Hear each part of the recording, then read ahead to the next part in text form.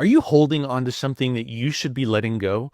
Maybe you're frustrated because you're holding on to tasks, assignments, and you've just imagined there's no one else here to do it, so it's got to be me. Well, if you're like me, you're going to hear a great conversation with my friend Jason Glenn. And what Jason's going to unpack for you is what he's holding on to that needs to go away. And this gets filed under neglect. You see, the key tool that leaders need to have is to neglect the thing that is not in their assignment and not in their expertise. Have a listen to this, and we'll talk about and unpack it at the end on how you can go after the right kind of neglect.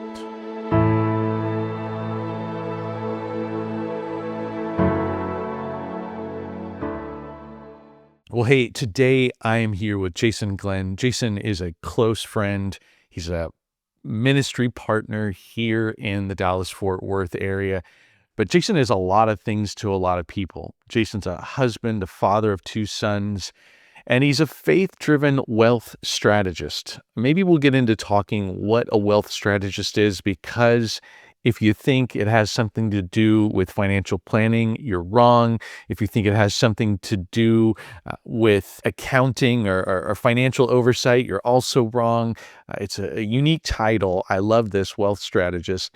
But beyond all that, he's got a deep commitment to seeing money and wealth be used for generosity into a legacy that will matter forever. His work is grounded in this conviction that money would serve families, faith, and future generations. That maybe someday when we're all sitting around long tables in eternity, the money that we had would be used to gain friends for ourselves, like Jesus said, so that they would welcome us into heavenly places. This is the way that Jason thinks. Jason's a partner at Broadhead, where he works with family offices, entrepreneurs, athletes, and entertainers to help reduce tax exposure and market volatility while building durable financial structures designed to endure across generations. This is part of that being a wealth strategist. And also, on top of everything else, he is launching the Barnabas Collective here in Dallas-Fort Worth. He's the managing partner, which is part of a national group called the Barnabas Group, where he connects with Christian business leaders with ministries to provide strategic guidance, leadership support, and encouragement that extends well beyond financial giving. Jason is a part of a lot of things. His leadership is influential, but Jason, you relocated, or maybe you would say you relocated back to the Dallas-Fort Worth area within the last year or so. You've been able to hit the ground running on several fronts. Your whole life has been in a renewal season. Thanks for spending some time with us. You're a fantastic example of what it means to put together a life that matters forever while taking your success and making it into significance. Thanks for joining me here today, Jason, for a little conversation. Absolutely. Happy to be here. Well, Jason, what we want to be able to do is to spend some time in topics that real kingdom leaders wrestle with. And there's nothing too big or too small in that category, because all of these things you're stewarding. We understand in the master's program, we steward our body, mind, soul, spirit, and that every role that I've got and the opportunities to be fruitful are places where I can bring leadership from the inside out. So there's no, as I said, small or, too small or too big kind of conversation we can have together. What's on your mind today that we might be able to tackle and talk about how you're handling your leadership, or places where you run into everything from doubt to uncertainty to the space of faith? Where are you at?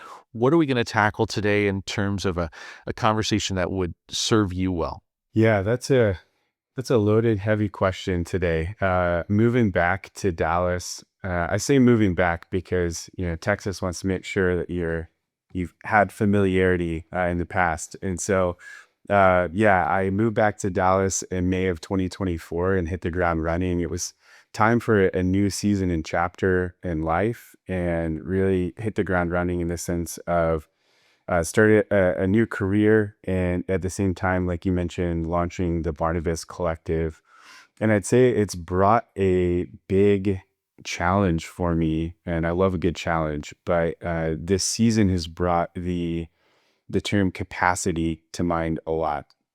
And I'm one to always wanting to expand my capacity and knowing when and how to allocate my time. And, like the master's program, we learn a lot about that and how we can have time set aside for service and ministry impact. And with launching a new career with Broadhead and launching the Barnabas Collective, it's essentially two startups at the same time. And it's forced me into this mindset of like, okay, how do I do all of this? And I'm learning how I have certain strengths in areas and then I have weaknesses. And instead of taking all of it on, I'm trying to really dissect and understand um, how to push certain things off my plate that are not best suited in my skill set and time. And then focusing on those things where I have the best skill and the best resources to help both of those organizations move forward. When I hear you talk like that, I know how challenging it is as an entrepreneur launching things that we feel very responsible for. Everything from the marketing to the ticket sales to the all the food that gets sold at the event to actually performing the event while lighting the event and running the sound for the event and then running out and selling the next crowd. And you feel kind of like Mm. you run the whole show. There's not a part of it you're not running. But what we want to work on is to say, well, if you were to focus on the thing that only you can do and then actually neglect the other parts of things that are not in your wheelhouse, the thing that you roll out of bed to do, what would it look like if you just simply neglected it? Now, when we use the word neglect, it seems to imply, some bad things like we'd never want to neglect a child. We'd never want to, neglect our finances, our home, our marriage. But in this case, this is a tool for neglect that says I can't do everything. I can only do something.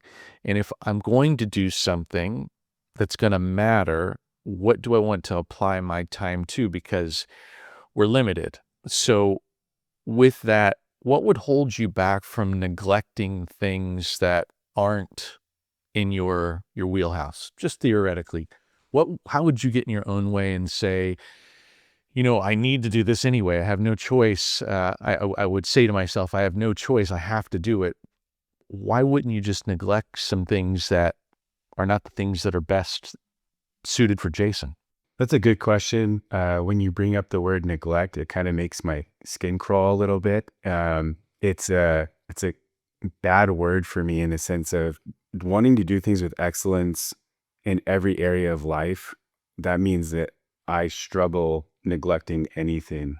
It's kind of holding up, rising the tide, not just for myself and my family, but the people around me. I love to be there for people, and like you said, launching these new ventures. So all of that combined, neglect is not a word that even comes to my mind as something as a benefit. And it comes across or occurs as just being something that is not anything in my realm of wanting to do. Right. Well, the thing is that we make choices every day, and what we say yes to naturally means that I'm neglecting something because I'm a finite individual, and so I only have so much capacity. And so naturally, even being here recording with you right now, saying yes to this means I'm neglecting something else. Now, that word again implies some things that I'm trying to create some some energy for you around, because when you think about neglecting, we think of it as a bad thing, but I want you to start to label some things into neglect, because here's what I'm imagining. Jason, with all your talent, if you continue to let that talent shine with the best of Jason Glenn out there, that people are going to come around you and say, I want to help you. What you're doing is amazing here right now. So how about I get involved and I take up this part? And it's a part that was in the Jason Glenn neglect file. And they simply say, I do this and I love to do this. And by the way, it would be life-giving if I got to do this with you, and I'll do this piece. That I now start to believe that if I'll focus on the thing that I'm best at, these things that I'm naturally neglecting, not with intent to harm, in fact, they'd be benign neglect, that neglect would just start to say, there are emails that I'm going to get that I'll never open. There are text messages even that I'll never look at. And because I simply neglect them, I just choose that I only have so much time, and I'm going to be focused on the thing that only I can deliver. So with that as a definition of neglect, does that start to give you a sense of what could be, and could we dive into that deeper to find some things that you should be neglecting? Absolutely. I'm all for it. Okay, all right. So let's start here then. Tell me some things that first come to mind that you're doing today, Jason, that is not your specialty, not the thing that you would say you're in the upper nines, 99% plus in the world at. So what are you doing or carrying today that you really should be shedding? Yeah. A lot of things are administrative and operational. I would say that I am a natural gatherer of people. I say if I can connect people for the rest of my life, connect people, great people to great opportunities, that fulfills me. And so that's part of it with launching the Barnabas Collective, is the passion for that ministry, because that's essentially the crux of what it is. It's connecting Christian business leaders to ministries all over the world that they would have never heard of. And so one of the things that I am taking on in getting Barnabas off the ground is things like creating website marketing material, all the infrastructure on the back end, so many emails, like orchestrating meetings and things like that. Those are the things that I am doing early in the morning that do not fuel me at all. And it's honestly not my skill set. When you think about those things, inviting people, could you double click on what exactly you have to do that form it into a complaint to me? I really don't like, and I have to do, or I've got to do. Form a complaint for me here around this work that you have to do. Goodness, I don't like to give complaining. No, it's I not don't like to, natural. but yeah. So a complaint would be that I have to set up the CRM, getting in to create the infrastructure to get marketing exposed to new potential partners within DFW, creating feedback emails or follow-up emails uh, in the morning, like I mentioned earlier, that actually schedules my meetings for the weeks ahead.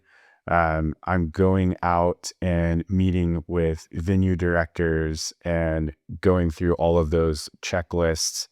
I do not like doing those things. Like, if it does not fuel me, it actually drains me. With those, now let's shift it into a vision.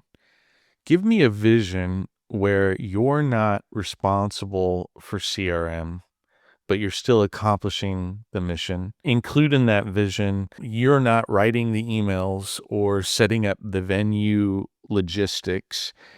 Give me a vision for all of that, but you're still successful. What would it look like? So the vision would be that we would have an expert in the event space and an expert in the CRM space, or a technological space that is overseeing both of those categories, so that I would have the back end created to be able to funnel people into. Because like I mentioned earlier, my natural disposition is the rallier, getting people together in a room. And so I'm creating my own cog, if you will, by not having that infrastructure set up. While also there's people out there highly skilled that fuels them, and it's also not giving them a place to serve themselves in a place that they could have max impact. And so that in and of itself fuels me seeing other people fueled in what they're doing. That is Jason Glenn's A1 contribution. You're amazing at it. You're incredible at gathering people, at finding people, at promoting people. So let's say that we were to lean into that. How could you use that to find the people or the group of people that could be responsible for tech and venue? Yeah, because my natural skill set is a connector, finding people, talking to people already in my network that fuels them, whether it be someone I know directly or somebody that could be introduced uh, to take that on would be a great way. Yeah, but Jason, why aren't you doing that now? So here's what happens in my mind. This breakdown happens, and with something like the Barnabas Collective, what I've found is this doesn't come as a one thing, but it's not put in front of me as saying, "Hey, you need to accomplish all of these things at one time." It's come in waves over the past 8 to 10 months. And so it's one step at a time. And so when that one or that next step comes, it's like, well, I'll just go ahead and do it and check it off. But I would say, and this is kind of to your point, what's happened is now I've created this thing where I have two steps that have not been completed, and it's created that cog in the wheel. There's a background belief here that says that you're the only one that can do this. I mean, so that's the way it occurs to me. It occurs to me that there's something there. It's telling you that you have to be the person, in spite of the fact that I think everything you've said is that you're amazing. And I'll be the first to agree. You are amazing at finding and connecting people. Why not lean into that? What's the background belief that's keeping you doing this work? Yeah, it's delegation, and I think I see it more as, because I feel called to do this. This is, and I know the background story. You're heavily part of all of the background story for Barnabas Collective, especially. I don't want to overwork or over leverage people serving in ministry, and so I have this belief in my head that there are not people, even though we have an incredible team of about 20 to 30 people, I still have this background belief in my head of, I don't want to bother them. I don't want to like use them for this yet, or they aren't going to want to do this because of X. And so it's built up this belief of, well, I'll just check it off the box since I've been called to do this and not this other person. Um, but how do you know if you don't ask them? Exactly. Well, I have nothing to say to that. well, so this is what we're looking at, right? Is that we could be telling ourselves something that is perpetuating something that actually I believe the enemy would love for you and I to do, is to get overcommitted into things that will burn us out, so that the beauty of the incredible mission that you're on, that's super amazing, could just die. It could die under the weight of this pile of work that I have to do isn't inspiring. It's no fun. It's going nowhere. All the things that could run us out of gas or create side issues while we're burning out. So, what would it look like to just neglect the emails, neglect the venue, neglect the CRM, the tech? What would it look like? Yeah, I feel like it kind of goes back to what I was mentioning earlier. It not only frees up my mental space and gives me that capacity uh, to be more present in every other area, but it also allows other people to serve in their strengths and what they are feeling led to do. Right. So you're agreeing with me easily, and I love that. But are you prepared to really live that because there's risk, right? And here, Jason, I think is the crux of every leader's challenge, whether business, marriage, family, kingdom work of any kind, is that if I were to do the thing that I was made to do and stay in the best of my capability, faith has to show up because there's risk. All of a sudden I have risk that it won't be as big as it should be, or that it won't be as beautiful or as shiny as it should be, or on brand in the way that I want to Mhm. see it happen. And so uh, m- hi, my name is Jeff, and I have a problem with control. I'm the first person to say it, right?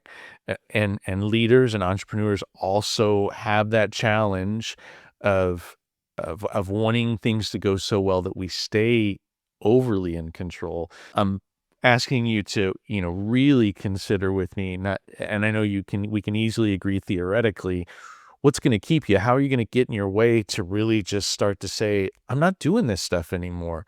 I'm doing the thing that I'm great at, and I'm going to go take my greatness to find the people who will volunteer their time, or, create a rate, that we can exchange that would be, it would fit the budget or whatever. Right. What's going to keep you from doing that?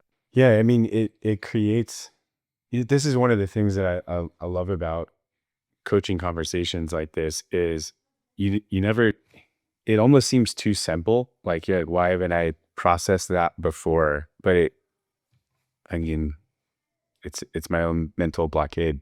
And so it really has created a lot of freedom in that. So, by the way, the best coaching is simple, the best, because it's easily consumed, but it's also the most difficult, because against me, it's like a diet, right? It's simple. A diet is Mhm. simple. We look for complexities like, oh, I know what it is. It's the South Beach diet, not the Atkins diet, right?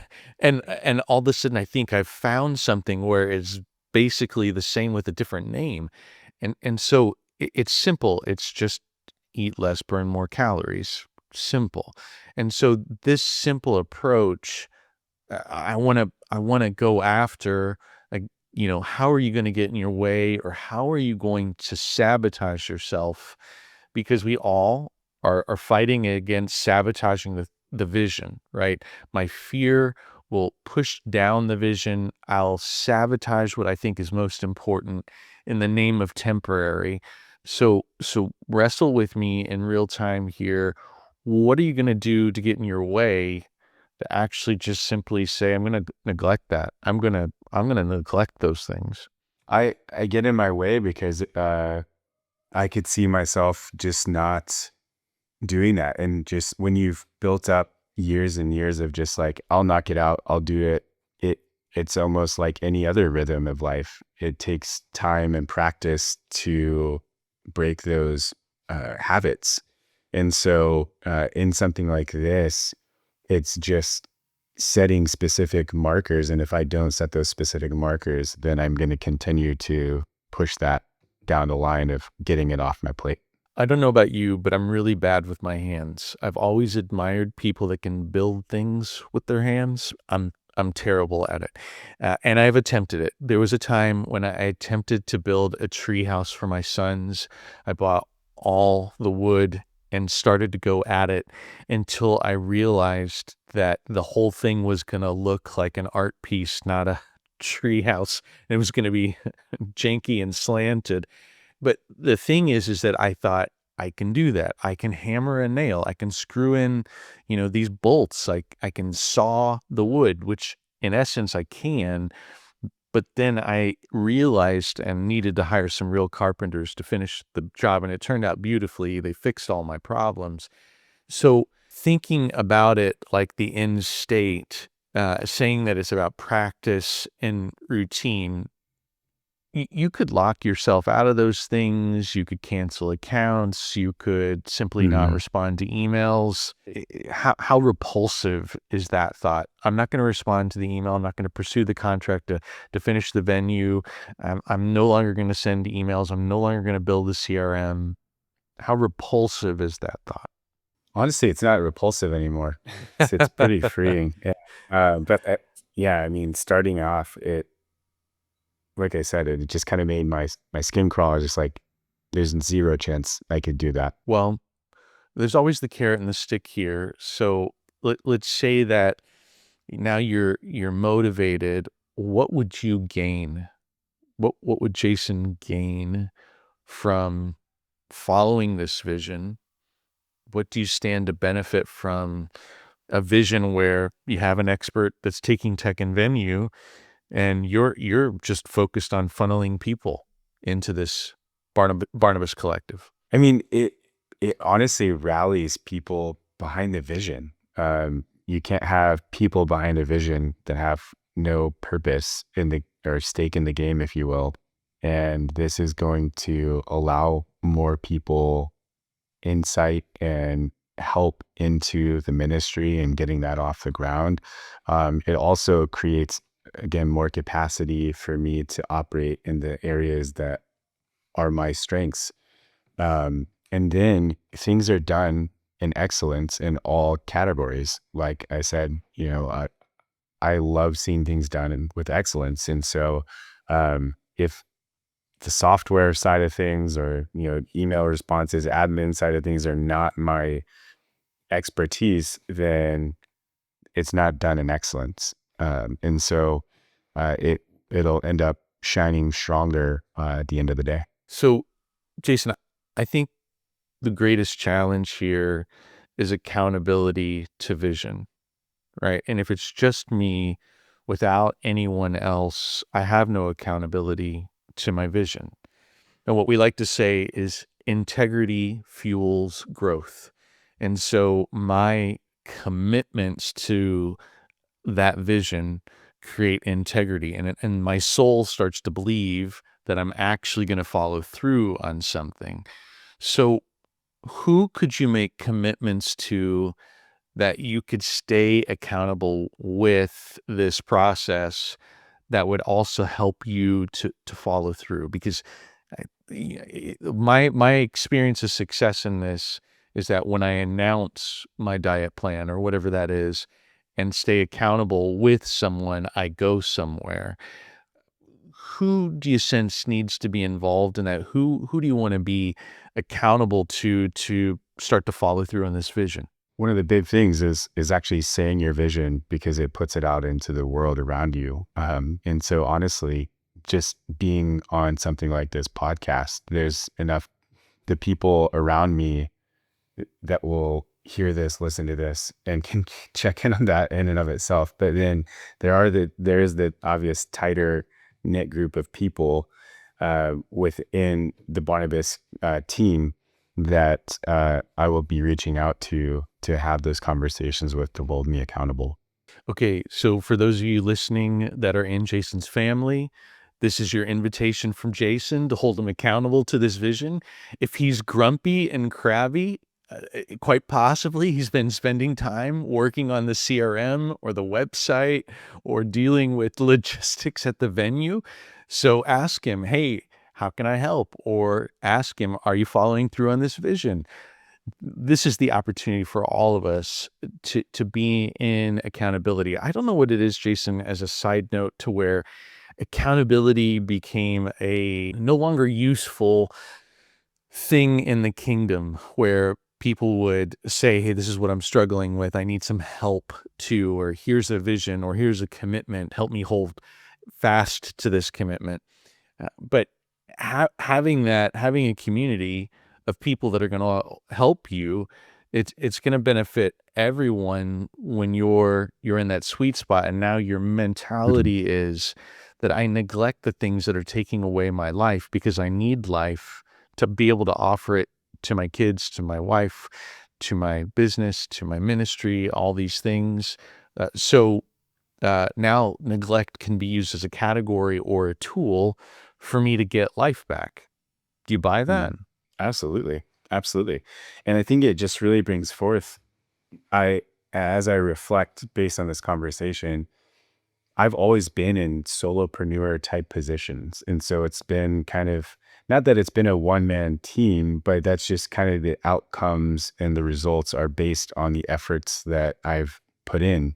And so it is pulling out of me what has just subconsciously been instilled. So this is really creating a lot of freedom and doing that for other people as well. Great. Jason, so here's what I like to do anytime that I get into a coaching conversation is to invite you to make commitments. And what I'm asking you to do is to say, based on this vision that you've got, what commitment or commitments will you make? And the beauty will be between this recording and when it actually shows up, you'll be able to recognize for yourself how you're following through on these commitments. But what commitment would you make? And let me encourage you that the commitment not be a project, but the commitment would be one nuclear action to create a chain reaction. So just one small thing that could get some momentum that would lead towards you following through on this vision. So what one or couple of things would you make as commitments to see this vision come true? The one commitment would be a phone call. It's actually not one phone call. It's 3 phone calls. There's 3 people in mind that could easily take this on or introduce me to the person to take this on and be part of the team. And so my commitment is that I would do that this week by Friday. I'm a specific kind of person, so by Friday. Excellent. Well, I'm going to reach out to you on Friday to check in with you about that. And in the meantime, here's what I know. I prayed for you this morning prior to our call. I was asking the Lord to speak in and through you. And I can tell that, it's been a helpful conversation to me as I've been able to think about in the back of my mind what needs to go into my neglect file right now so that Jeff can fully live the vision that he's got and give as maximum the life that he's got to everyone that he gets to interact with. And so your example here is great for all of us to be thinking about, what can I start to file into the neglect file? I'm just going to leave it there. In the meantime, as I continue to do the thing that I do the best, God will bring the people in that are going to take up the things that I can't or I shouldn't, so that I don't end up with that janky slanted treehouse DIY approach to my work, but rather staying in my sweet spot. So I want to thank you, Jason. This has just been, I think, really, really helpful. Can I pray us out and we'll ask God to bring your vision to be, as well as bless those that are listening today. God, we worship you. We thank you for the way that you've made each of us uniquely. Our ability to do the thing that you made us to do the works that you planned for us in advance. Ephesians 2:10, that mindset is now to believe that you made us to do these things. And so we're going after the thing you made us to do. God, I want to pray your blessing on Jason and the Barnabas Collective here in Dallas-Fort Worth and the broader Barnabas group that's nationally growing, that we would see more ministry, more work to serve you, Christ, grow and grow and grow. And that through Jason's leadership here, that would be the spark that lights the match to flames that we will see echo for many, many, many years. God, thank you that we also get to interact with you as we consider, knowing that our greatest contribution as leaders are sitting back and thinking and not imagining that our greatest contribution is the tactical everyday work. So as we sit back, we interact with you, Holy Spirit, that you speak to us, that we gain new vision, we gain new thoughts, and we find the who's that are going to come alongside of us to make what we're doing grow for your glory. We pray your glory and thank you for this conversation. In Jesus' name, amen. Hey, really, really great to be with you, Jason. Thanks for this time. Thanks for opening up and talking about these things. They've been useful to me, and I'm sure they've been useful to those that are listening today. Thanks a lot. Thank you. Neglect. What a word, right? You heard this word probably in a new way that you've not thought of before, because neglect ends up feeling like I'm doing a disservice. And it's true. You're disservicing the thing that is not in your expertise. So here's what I'm challenging you with, is to consider for your calling, for your mission, for your business, for your family, What do you need to neglect and just give away, and decide that you're going to wait on God to appear with the right people, the right tools to take that responsibility into expertise that's not yours and not mine. Neglect is a key tool for all leaders. I hope you enjoyed this episode of Leveraging Success Podcast. We are after helping you to work less, make more, and to take that gain to use it to be incredible in your family and in the calling that God has for you. Until next time, God bless you. Hey, you made it all the way to the end. Congratulations. Maybe you're not paying attention to your radio or your device right now, and you're hearing my voice saying, oh, I think this thing is over. Hang on. Hey, if you've enjoyed this podcast and you haven't subscribed, subscribe to the podcast. And if you're watching us on YouTube, hit the bell to get notified of every new episode. Here, we get to interact with you as well. So if you comment in the video, I'll interact with you. I'll respond. We can even have a minor coaching conversation perhaps, or maybe you're interested in a topic or want to expand on what we've talked about before. Why not email me? You can email me here at jeff@leveragingsuccesspodcast.com. Email me, hit me up in the comments. I'd love to talk to you more about this journey of kingdom leadership. Talk to you next time.